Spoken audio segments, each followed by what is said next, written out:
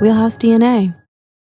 I think everybody has the right to grieve and go through it the way that suits them best and honors the situation the best. Grieving is a difficult experience. For me, just really wrapping my brain around the concept of this person that was such a big part of my life, that's done. I'm never physically going to have him sitting in front of me again. From Wheelhouse DNA and Acast, this is Comfort Food, a show about life, loss, grief, celebration, and the meals that support us through it all. I'm your host, Kelly Rizzo. My guest today has been a working actor in Hollywood since he was just a kid and has experienced the extreme highs and lows that come with growing up in the spotlight. His TV and movie credits are far too many to mention here, but I was recently a guest on his podcast called Oldish, which is a super exciting project that I had a blast doing. He also appeared with me on the show Special Forces that you can catch now on Hulu. He's a wonderful actor, podcast host, and now friend. So without further ado, please join me in welcoming Brian Austin Green. Well, Brian, Yeah. thank you so much for being here Yes. with me today. Thank you for having me. So excited to have you. I mean, we did just chat not that long ago on your podcast, On my but now podcast, I you're know. returning the favor. This So is thank you for being we do here. this. This is our new dynamic. We just Little continue podcast to do swap. podcasts. Yeah. And That's the only way we're ever going to hang out is only on each other's podcast. I didn't know you yeah. until we went to New Zealand together, which Right. we'll get into. Yeah. But just the concept of, obviously I've known who you are since I was 12 maybe or something. Right. Like when did everything, like 90, 91 was when 90210 started in 90. 90. Okay. So I was 11. So literally since 11 and you're a teenager, and I'm like, You're horribly in the dating me right now. well, you still don't think of yourself that far removed from even being a teenager. Right. Yeah. And you, I mean, God, you proved just being on the show that age is literally just a number. I mean, the only thing I noticed about myself, because I felt really good doing the show. I felt like if Special Forces was literally just the challenges and that, I could have stuck it out. But your body at 50 just does not recover the same way in-between it did stuff. at 20. It was the in-between stuff that really got to us. And I guess was so sore. Yeah, and let's state for the record here that that's how we met, was on Yes. Special Forces Yeah. World's Toughest Test, Yeah. this crazy show that we just did for Fox. But I want to talk about why you did it in the first place. And this is what I was so fascinated by when we first met. We had a long car ride together. We did. It was either maybe the first day or the second day. Yeah. And you were just, I didn't know your story of what you had gone through. And Yeah. obviously I want to hear more about that.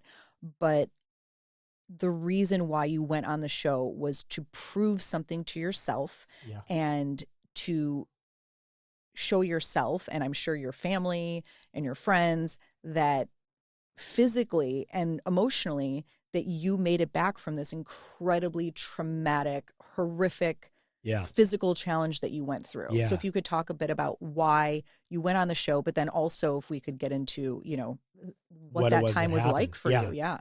So, I was somewhere around 40 years old. It's all, the dates are a bit foggy to me because of the brain fog and everything that I went through. But I had some health stuff leading up to it. Ulcerative colitis, vertigo. I had a bout of that for like 3 months, and it was really severe. But it was no matter what doctor I went to see, it was undiagnosed. They couldn't make any sense of what was going on. And then all of a sudden, I started having this neurological stuff happening. It happened slowly. I started noticing, like in driving, these little things and slurring little words here and there, and it was scary as shit because I was like, what is going on? Like I'm an avid driver. I love driving. I've raced cars before, and I'm hitting curbs and like oversteering and doing things that aren't me. And then it just like quickly regressed. It went from 0 to 60 in like a week and a half time. Oh, that Oh fast. yeah, yeah. Oh, I didn't. Wow. To the point where I couldn't walk. I couldn't talk. I couldn't say more than like a word or a syllable, honestly, every like 15, 20 seconds. I had no balance. I couldn't, I grew up playing music, playing drums. I couldn't play the drums at all. Like I would sit behind a drum set and I couldn't get my hands to find where the drums were. I play piano. I couldn't read. I couldn't write. I couldn't, the brain fog that I had was so bad. I've told this story before. I reintroduced my best friend of 30 plus years to my sister, who he had also known for 30 plus years because they were in a room together. I was like, "Oh, Scott, have you met my sister Lorelai before?" Oh, wow. And he was like, "Whoa!" Like it's there were those constant um, realizations of how intense the brain fog was that I was going through. And brain fog is funny because you don't realize that you're necessarily having it. Right. It's just your brain is working a certain way, and that's just what it is. So yeah, coming out of that, having to do physical therapy, speech therapy, all of that, and then coming out of it at like 45 years old, So it took 5 took four and years. a half years to completely come out of. Yeah. So of that, and I feel like I asked, but it's still so No, hard for me to ask away. comprehend of where you were, let's say, completely incapacitated for the most part. Like how long was that period? That was about, got So a year of not like walking, talking.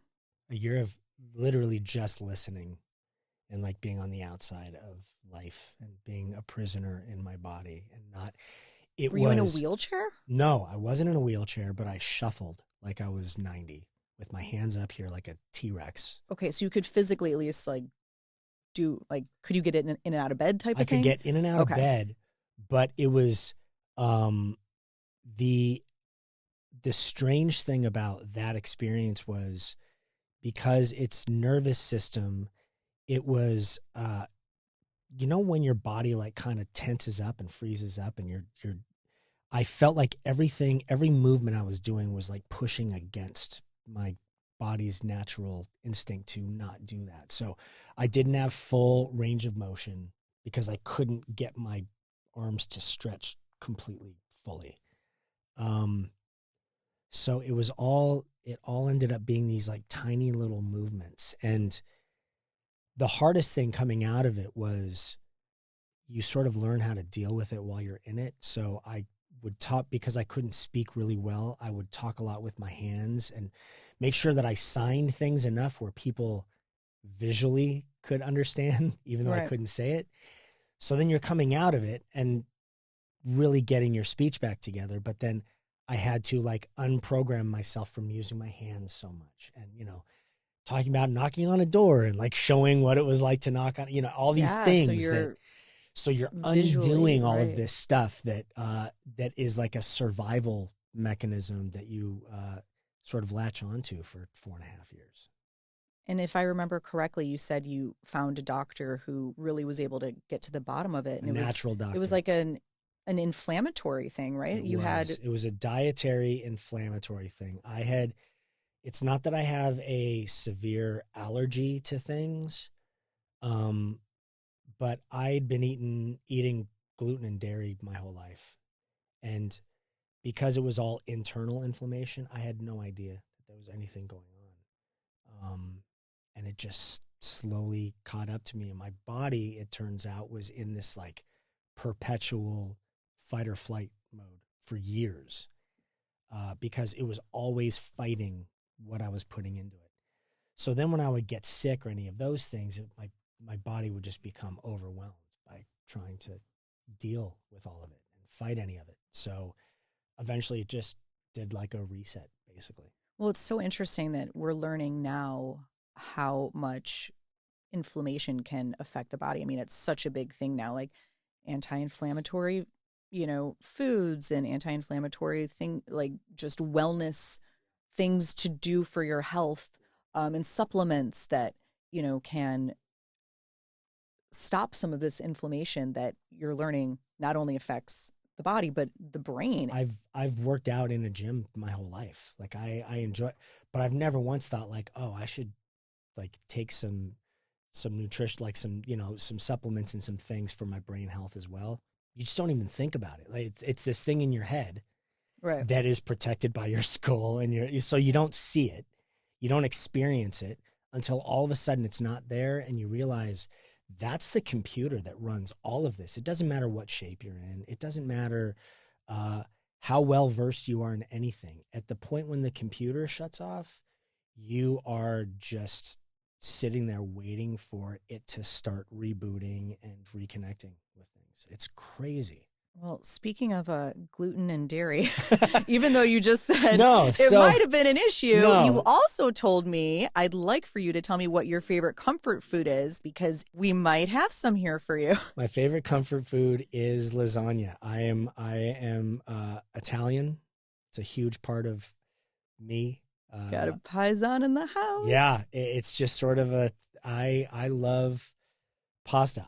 I've learned now everything in moderation. So it's like I try and avoid gluten in those things as much as possible. So then I can eat them every once in a while and be okay. Okay, so I'm not going to injure you today. No, you're not. You're not going to feeding undo you anything. Authentic real lasagna that is real dairy and Okay. real No, that sounds amazing. gluten, Can't right? wait. Okay. Well, That we're sounds gonna delicious. we're gonna get some in here for you. But so tell me why, like, even when you were going through this, Mhm.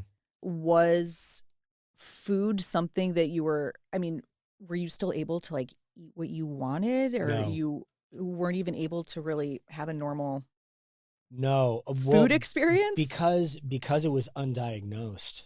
I was terrified. I was like, what is going on? Is it because of something I've eaten? Is it like, is there, if it's undiagnosed, like, is it possible that I can do something stupid to cause it to happen again? And I didn't want to relapse and have to go through any of it again. All right, so this is actually a lasagna bolognese. So, of course, I say bolognese. But a lasagna with meat sauce, and it looks like there's a creamy ricotta bechamel layer in here too. And I'm look, it's loving even, all of these words that you're it's using. even got because like the crispy edges, and it's just like this thick, hearty meat sauce. And this is it's so good. honestly, this might be one of the best lasagnas I've ever had because it's a very, you could tell they cooked this sauce for a very long time. It's got all the stuff. Mm-hmm. It checks all the boxes. Oh, that was good. Mm. That was a good bite. That was a solid bite. Yeah. Okay, so now why, I know you said because you're Italian, but like, Yeah. is there, let's say, even a specific memory where you can think back to even childhood and maybe this specific meal or something similar? Like, you're having a rough day and your mom's like, let me make you some lasagna. Like what, like how did this become your favorite comfort food? So my mom was one of because there were 3 kids in the house and my mom was super busy. So she had her 5 or 6 recipes that she would cycle through every week. So it was like, okay, I'm doing the flank steak today, and then I'm doing the lasagna tomorrow, and then I'm doing so you knew things were coming, and they became these sort of regular staples of every week. It was like, okay, That's kind it's, of exciting. it is what you make of it. it is how you experience it. But it was, so there are those things from that weekly menu that were just the things that I ate growing up, and lasagna and pasta and manicotti, and that was one of them. She would cycle. Pasta dishes were good because you could do variations of them, but they were still very simple to do. We talked about lasagna is actually one of the tougher ones of them all to make. It's hard. Because, wow, this is so good. This is really good. I mean, come on now. How can lasagna not be a comfort food right? for people? See, yeah, mine would be, I mean, this is very cozy and comforting to me as well. I was very excited when you said lasagna. I was like, okay, I'm not gonna fight you on that. But mine would probably be, if it was a very specific dish, my nana's pasta. The pasta with the sauce that my nana made, that, she would make us several times a week. that was just Did always, she always kind of have a like a pot of sauce going? So it was yeah. So at every any time we'd go point to her house or when she would come to our house a lot, it was, and there would be whenever you like wanted food. sometimes there were meatballs, sometimes there weren't. Sometimes she would do a meat sauce, sometimes it was Variations, more of right. like a marinara, but Mm, that was my comfort food. I want to ask, going back to in general, when you went through this really tough time, yeah. once again, it's like we're talking about these difficult times, but while we're eating this amazing, comforting food Right. to make Right. reliving some of these experiences a little bit cozier. Yeah. But what was the grief aspect of that like for you? Because in that moment, I'm assuming that you were like, am I going to be like this forever? Is my life over? Like, is this me from now on? Mhm. Were you experiencing grief in that moment for maybe things that you're thinking I might never get to do again, or I might not get to play with my kids how I was hoping to play with them? You know what I mean? For sure. I was going through all sorts of emotions. Honestly, grief was one of them. I was incredibly scared because it was all undiagnosed. I think the hardest thing for me, honestly, was being in it and going, God, I literally can't do any of the things that make me who I am or what I thought Right. made me who I am. So then who am I? I can't. I, I've been I've been acting and working since I was 9. I can't do that. I can't read a book. I can't write. I can't sing. I can't play music. I can't do any of the things that I thought made me me. So then it was like, okay, how long is this going to last? And do I need to figure out who the new me through all of this? So it was questions constantly, but the one thing that was a consistent for me, and it sounds like for you too, was I was um, always like very aware of the person I wanted to be in the moment. Like, even though I was feeling all of these things and I could easily let them like depress me and disappoint me, I constantly kept like trying to be as positive as possible and realize like I'm going to climb up out of this and I'll see who I am at the end of it all.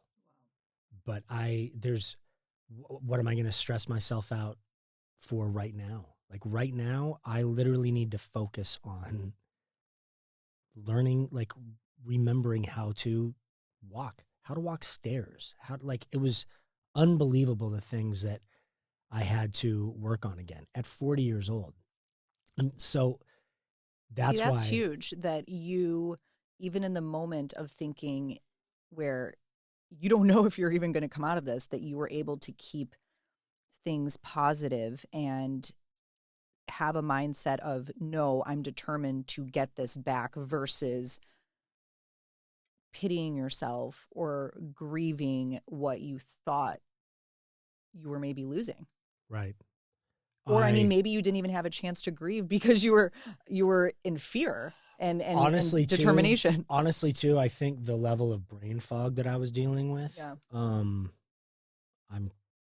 sure helped with that. I mean, my ability to focus was really limited at that point. So I'm sure that played a big part in my emotional mind state. But yeah, I morally my parents really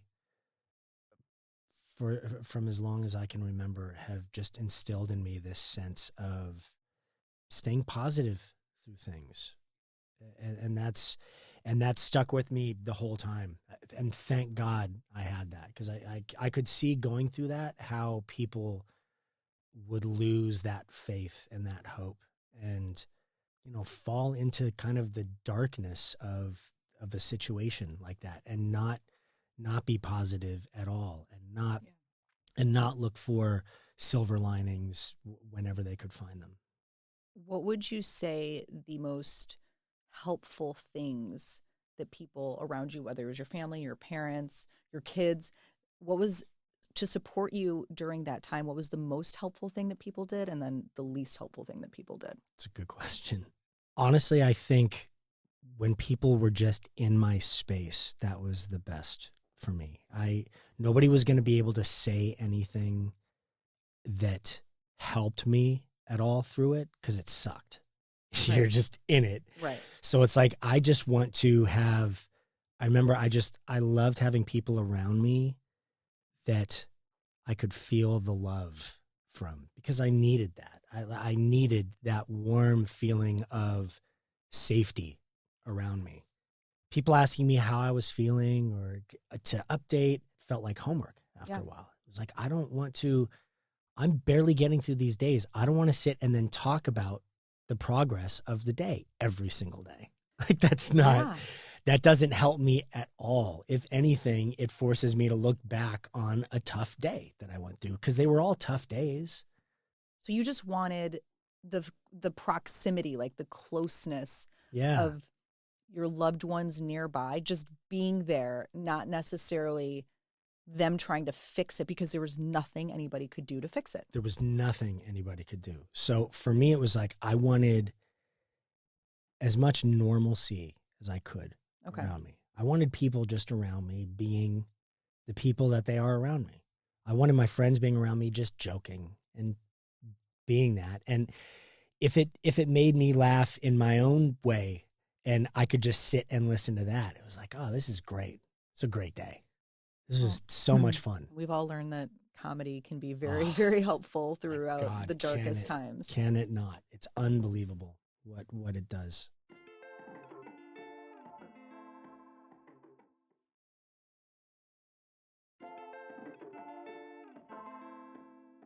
Now, I know we talked about this a bit on your podcast with Sharna and the loss of her father, but have you suffered, let's say, aside from, well, I'd like to talk about this too, your friend, Luke Yeah. Perry, like that was a very sudden loss.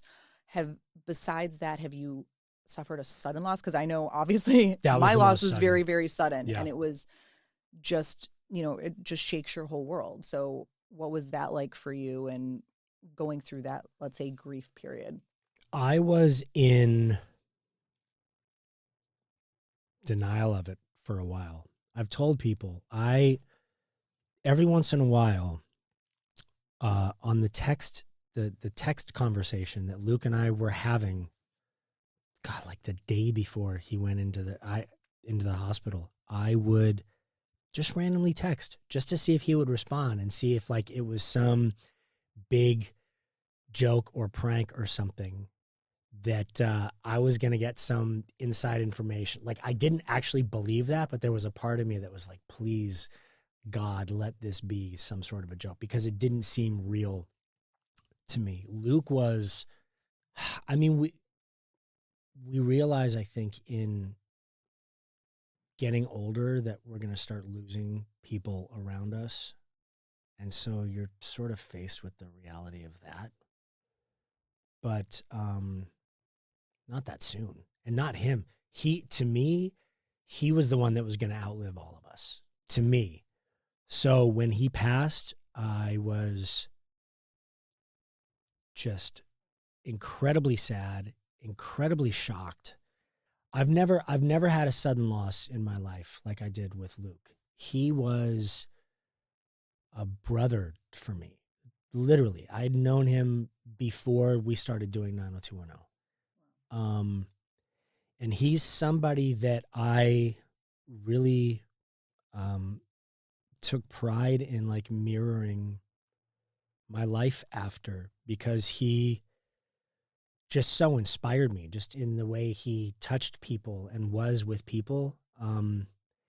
And he's still, to this day, someone that, when something is happening in my life, I'll take a minute and think, what would Luke think in this situation, or how would he handle this, or what? And I can't imagine I'm ever going to stop doing that. So you've been able to take him with you in that aspect of thinking of It's all you have. how he would respond to a situation and knowing his advice. But you can hear his voice in a Yeah. sense, still in your head. As I'm sure you can with Bob. Oh, It's yeah. like, it's a thing of I am so grateful that I had the time with him that I had, and I had the life with him that I had, and I had the true knowing and loving with him that I had, on both sides. I'm so incredibly lucky that he loved me the way he did. Um, so that's what sticks with me selfishly, is that thing of like, God, what a blessing it was to have this person in my life the way I had them in my life, and to have that experience that is truly individual. I know the relationship that I had with him was our individual relationship. It wasn't like a fan, like it wasn't, just um, like a casual friend kind of thing, or it wasn't ever that kind of interaction. It was we knew each other deeply. He knew how I was feeling at the time I was feeling it, and vice versa. And it's at the end of the day, it's amazing because, we're going to lose people anyway. But the fact that we had people in our lives that were as, as kind and as loving and as great an experience as he was for me, and I'm sure Bob was for you, I that's wonder if they were amazing. friends.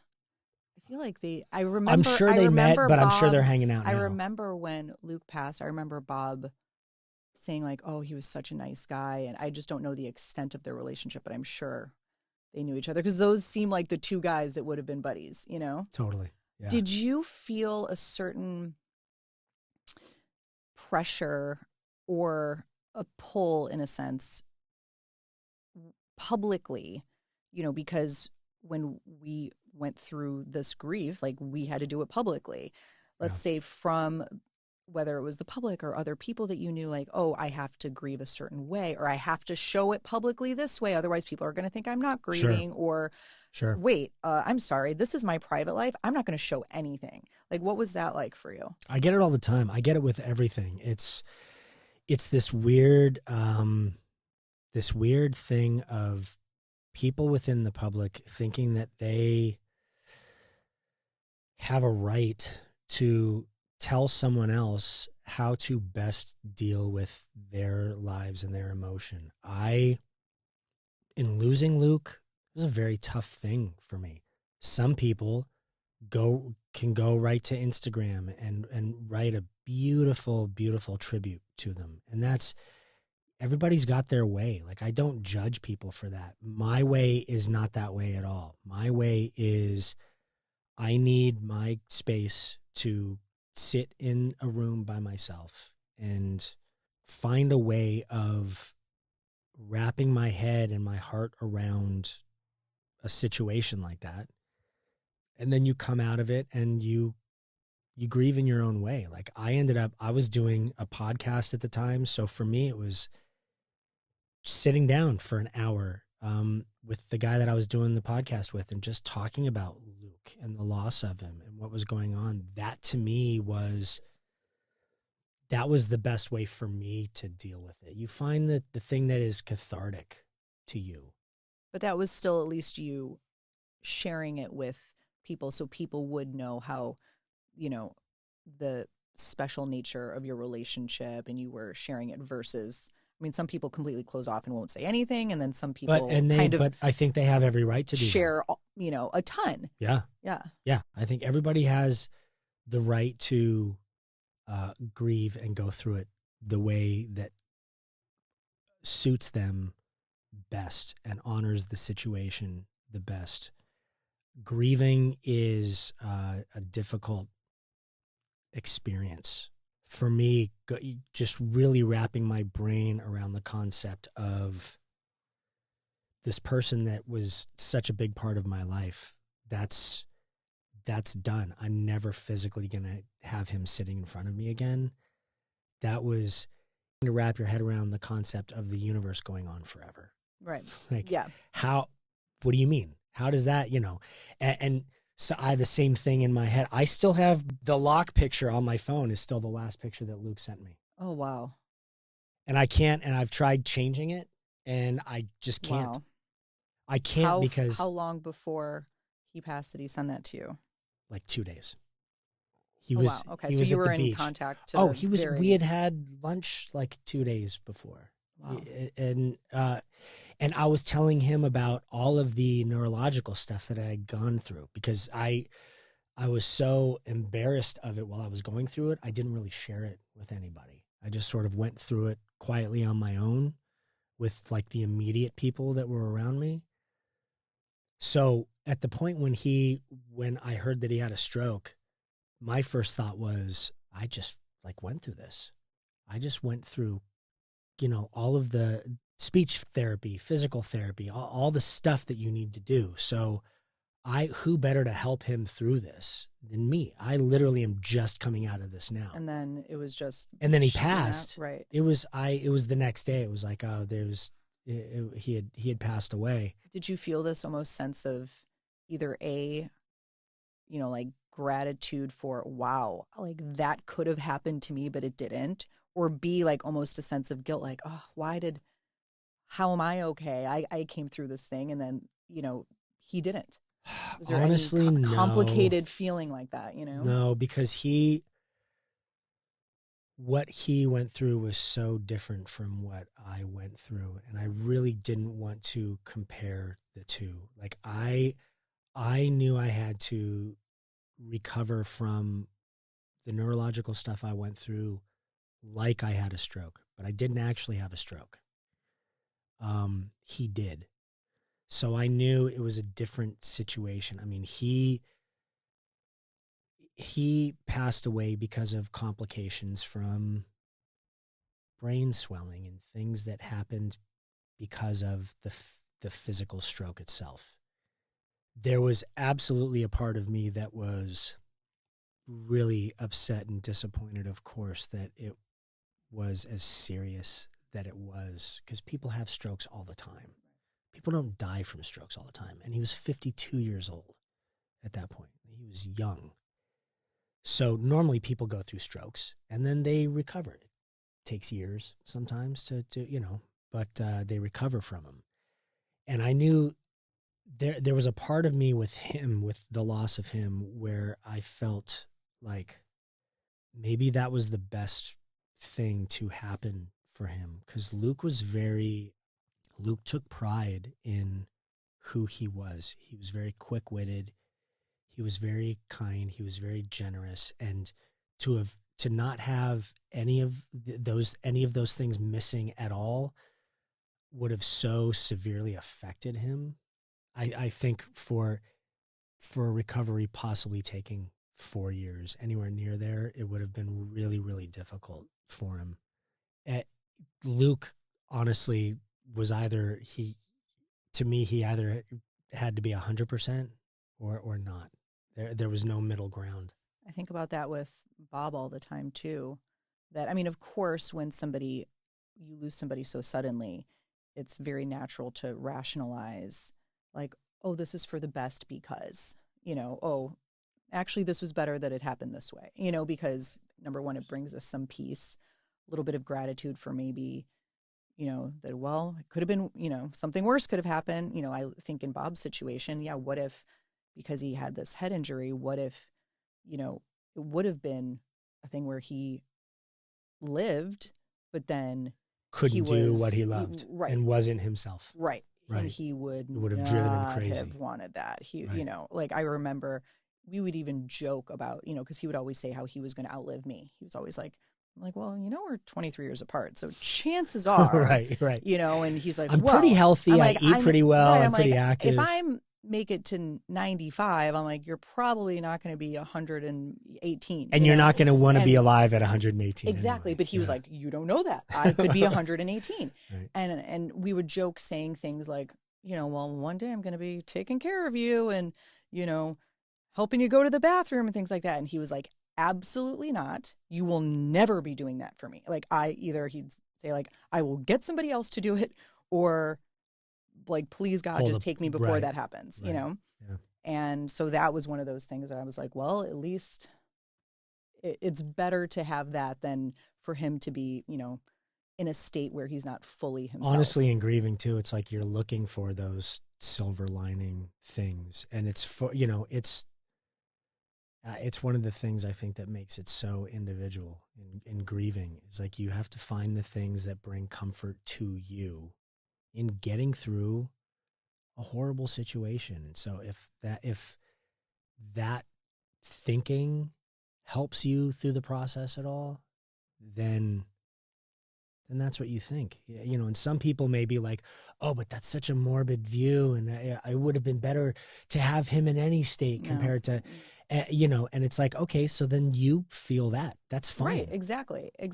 You do you. And when you experience death and loss and grief, I'm much more comfortable talking of the darker, upsetting, morbid things than maybe somebody else would be because you've gone through it and also even making dark gallows humor jokes. Mm-hmm. I mean, you can say things that can be pretty kind of twisty and that somebody else who hasn't gone through it, they're like, how could you say something like that? Right. I'm like, my husband was a comedian who said the darkest is all relative. shit ever. Like, right. What other people may view as dark, you look at and you go, that wasn't dark at all. Like that was absolutely who we were together. That's the humor that we shared. And I am that's just how we talk to each other on a daily basis, Right. I like in speaking to him directly, I'm going to continue to speak to him the way we've always spoken to each other. Yeah. One thing that Sharna said during my podcast with you guys that was so interesting was she was also looking for those silver linings when she was telling about how she lost her father and how she was able to have a better relationship with him now than she was even when he was alive. Yeah. Which was very interesting that she was able to find that silver lining, like because she went through such a intense loss as well. Like, has she taught you anything now that maybe going forward, even if you, let's say, lose somebody else one day, that you can take some of this knowledge from her? I'm sure. Again, I'm absolutely sure. I can't imagine who that person would be right now, or I think it's all relative and it's so individual with everyone. But she's been so inspiring with dealing with it because it's a sticky situation. I mean, we had only been together for a year and a half, and she found out that she was pregnant, and her dad had been dealing with health stuff for a long time in Australia. But she knew that she really wanted to see him if possible, to tell him that she was pregnant. And he said whatever he had to get out here. And there's definitely a part of us that believes that he knew it was most likely going to be a last trip for him. So she went through all the experience of it. I mean, she went through the frustration of, well, how could he come out here knowing that I'm pregnant and put us through this? And that, so she went through all the different stages of it, the anger, the guilt, feeling like, is there something that I could have done that I didn't do? She kind of went through all of that. And now she has this beautiful relationship with the appreciation of him that she didn't really have so much when he was here, because he was a difficult person to appreciate. He made it very difficult to appreciate him. And now she has this, like, she looks back on her life and she goes, God, these are the things that absolutely happened because he was my dad. And they talk all the time, and you guys were talking about it. The compared to the person that was here on earth, the heavenly version is got to assume you just feel is a different energy than was here. Isn't that interesting? In an amazing way, like not in it's a different person, but they now have a different perspective on life. Like you feel that. You feel that. 1,000% feel that too from Bob. Yeah. That the heavenly Bob, would, look at the bigger picture of things and have this Yeah. certain perspective of, you know, Have more um, patience and understanding and exactly, gratitude. And yeah, exactly. yeah, And, um, that that's not just your like internalization of it, that you're like that's really, I feel that energy like coming from them now. yeah. And I would just ask, because you have such an incredible perspective on, because of what you've gone through, whether it's with your physical issue that you had for years, which is just mind blowing to me, and then losing a close friend. Like, what would advice would you give to somebody going through a very, very tough time like that, whether it's losing somebody or going through your own loss, in a sense where you were almost grieving the loss of yourself?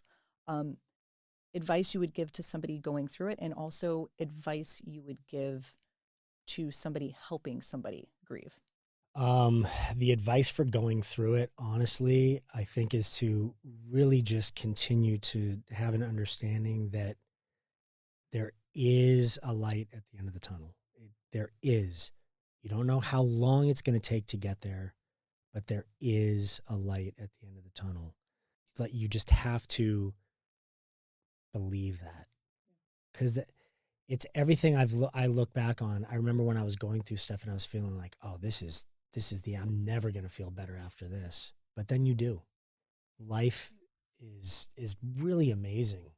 It's amazing how even sitting in these moments that just seem impossible to be in, there's there's an end to it. There are always new beginnings.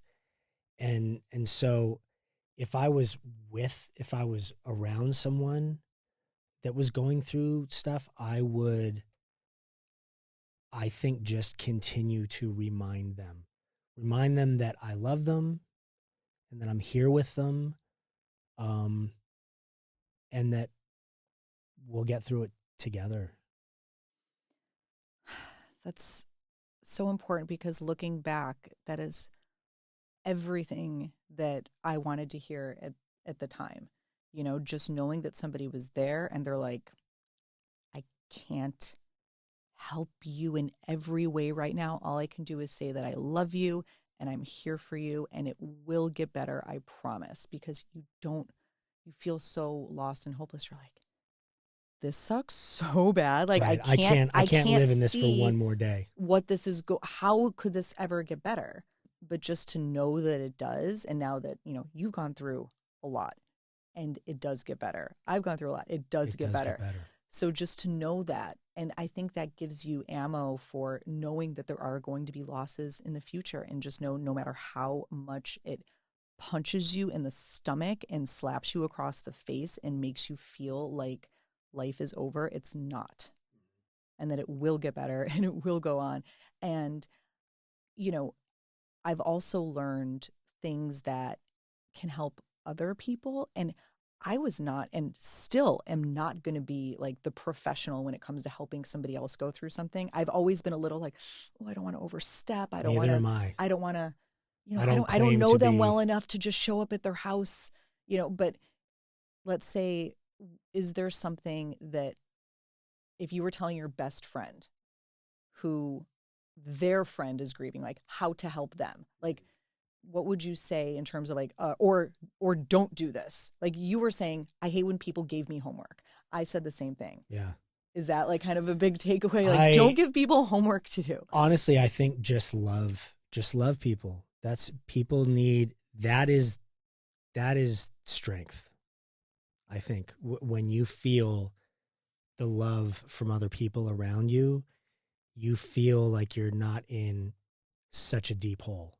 You feel like, okay, I'm in something right now, but it's the difference between being in a dark room by yourself or being in a dark room surrounded by people that you love and feeling like, okay, the room is dark, but I'm still safe in Yeah. here. Um,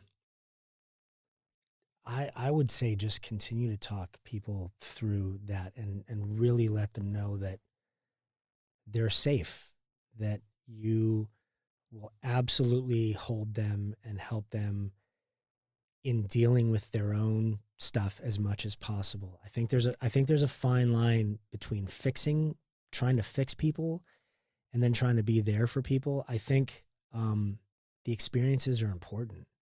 Right. I mean, I can only assume that the loss that you went through with Bob, what you gained coming out the other end of that is invaluable. And it's 1,000%. nothing, it's not an experience you can completely share. You can tell people about it and you can give people advice if they're going through their own stuff, but you can't really make somebody understand the feeling that you went through at the time. Now, And it's not our job to do right. that. And that experience You can was only do your best and that try to share experience as was much for as you you to can. come all the way through and come out the back of to be the person that you are. And different I think the universe sort of puts in front of us things that we're capable of dealing with. Yeah. They say, like, God will never give you more than you can handle, you know? Yeah. Yeah. I guess my last question for you then is because it also, I remember I was so blown away when you're like, oh, I have 5 kids. Like, I was like, I knew you had some, I didn't know you had Yeah. 5. Yeah. And I assume that when you go through difficult times and you have come out the other side and being a father, being a parent, there's all these lessons that you want to impart to them as well. Yeah. Because guess what? Things aren't always amazing. They're going to have to go through stuff too. Right. Like, is there a piece of advice or something that you've been sharing with them, like when you went through your dark time and like when you've lost people, or when even Sharna lost her dad, that, a little life lesson that you've shared with them? I think if there was one thing that someone had told me when I was a young parent is I think parents make the mistake of trying to raise little versions of themselves. They're not little versions of you. They may have things in common with you, a love of So music, a interesting. love of this or that. My job as a parent is to make sure that they are the best people they can be, being exactly who they are. I love my parents, but honestly, like looking at who they are now, I could not be more different from my parents than I am. I have 3 young kids in the house, 11, 9, and 7. They've been raised for the most part the same way. They could not be more different as human beings. And so I just continue to try and embrace that and go, okay, Journey's a nut, you know, jury's out on what he's going to end up doing. But, but I just want to make sure that I constantly instill in him being kind, be like really taking into consideration other people's feelings and being, just being a good person. Whatever he chooses to do in life or whoever he ends up being, just add to the world in being that person. Don't be somebody that selfishly just sort of does their own thing, and it doesn't matter how they affect the people around them, because that drives me crazy. Right. I empathy is a big one for me. Being aware of the fact that that process is happening and that you are in that. Nothing happens naturally. It's all you have to live consciously for everything. You have to really pay attention to who you want to be in moments and do it. I don't feel like I am a better person than anybody else for thoughts or feelings that I have. I just bust my ass every single day to implement those things and be the person that I want to be. And all you can do is share what you've learned, and That's my sometimes people will legacy. take some of that Yeah. wisdom, information, advice, and all you can do is do your best to share it. That's my legacy, man. Not the shows that I've been on and the stuff that I've done. My legacy is people talking about me afterwards, after my life has ended, and what their thoughts and judgment of me were. Like that is truly what you leave behind. And I want to leave the best version of that possible. I want my kids to reflect who I chose to be and how I chose to live my life and the people that that's the only thing that I have control over. We've done a brilliant, fantastic job so far. And just from me knowing you, we got to know each other actually. I mean, we didn't under know extreme much, circumstances. right, know much of each other before. Yeah. I mean, obviously, as I said, I knew you from your show, but like I didn't, we had never met before. No. And then because of that extreme circumstance, being able to be brought together under these crazy circumstances, we were able to really get to know each other. I remember and when then we talked on the phone after you got yeah, out, and you were like, I can't believe, like, I wanted to call you, like, as one of the first things. I barely even know you, but this whole right. experience, it's We like, truly felt like we had this connection and Yeah. we're friends, even though it wasn't that long of a period. But as I said, this, God bless Special Forces. Yeah. It really, truly brought people together. And I'm Yeah. just so grateful that not only did we share in that show together, but I was on your podcast. Oh, You've now been on mine. I love We're that. going to finish this lasagna Oh, real yes, quick. we are. And I'm just so grateful that you came here today and shared even more of, you know, your experiences. And I'm just very thankful that you were Thank so you. open and honest and I love you, Kelly. truthful. You're I love such you. a good person. And I wish you just the absolute best in everything. Thank you. And of course, I do is for you as well. And I'm so excited for everything you have coming up. Thanks everyone for tuning in. Today we had a delicious Bolognese lasagna in the studio. And if you want to make this classic comfort dish at home, here's my favorite recipe. You're going to add some hot oil to a pan, add some minced carrot, onion, and celery to the oil and saute for about 4 to 6 minutes. Then you're going to add some ground beef and ground pork and cook until it's brown and cooked through. Then you're going to deglaze the pan with some red wine to get all those good bits up from the bottom. Then add some crushed tomatoes, salt, and pepper and mix it up.